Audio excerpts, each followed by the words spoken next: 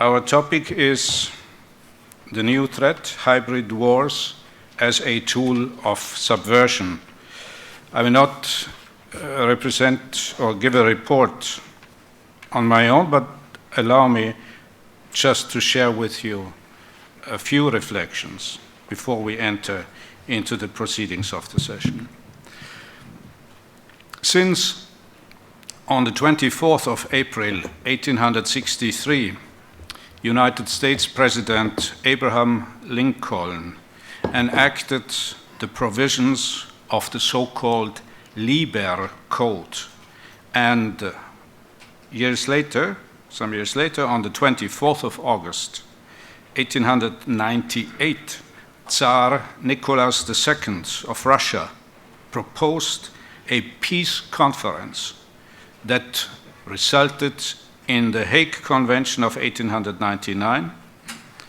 The community of nations has sought to tame war, namely the brutality of warfare,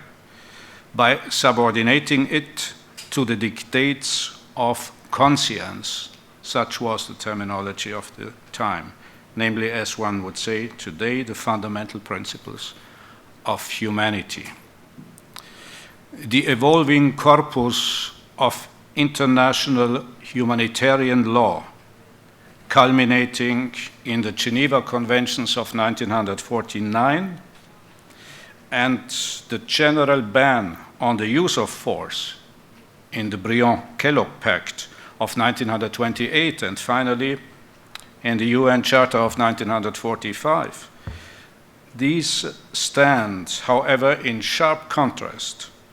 to the history of modern war and the evolution of the methods of warfare. War still appears to be the ultima ratio regis, or in modern terms, one might say the last resort of the ruler or the last resort of power, as total contradiction to a resolution of disputes through dialogue, the theme that brought us together here at the Rhodes Forum for more than a decade. War is the method to impose a state's or a ruler's will upon the adversary by all means at the disposal of the parties in conflict. Thus, war is in itself total war, an all-encompassing effort and strategy to achieve what has not been achievable through diplomatic means. In spite of the solemn declarations and elaborate conventions agreed upon since the second half of the 19th century, the sovereign states so far have had no inhibition to use the very latest scientific and technological innovations, including social techniques, in the service of this truly comprehensive effort to assert their power and interest.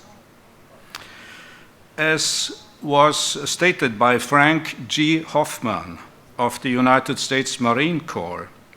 by the way, the first to have introduced the notion of hybrid war in a systematic context, the character of conflict in the 21st century is expressed, and I quote from his essay, in the convergence of the physical and psychological, the kinetic and non-kinetic, and combatants and non-combatants, end of quote. It is exactly this convergence, the, as Hoffman said, blurring of lines between modes of war, that has characterized modern war efforts by all sides, and not the least by the most powerful global players. A few days ago, just to illustrate the use of the concept, a few days ago, the President of the European Council, Mr. Donald Tusk, even spoke of the current mass migration into Europe, and I quote from his speech to the European Parliament, as a kind of hybrid war in which migratory waves have become a tool a weapon against neighbors, end quote. Questions of morality, of ethical responsibility in the sense enunciated in the Hague Conventions and later the Geneva Conventions, have always been subordinated to considerations of efficiency in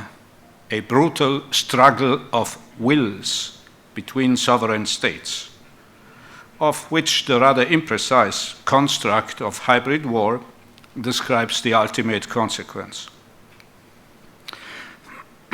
One of the most drastic aspects of this approach to warfare in recent history was the use of economic sanctions against an entire nation, a measure implemented in the name of the United Nations Organization. We should not forget about this. For over more than a decade, the people of Iraq were subjected to an almost total blockade that was an essential part and also continuation of the armed action against that country in 1991, and that resulted in the death of over 1 million people, as documented by independent international observers. This act of genocidal dimensions is one of the most extreme examples to date of what hybrid warfare may ultimately imply, and how total war in this sense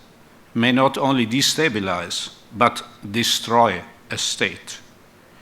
In that regard,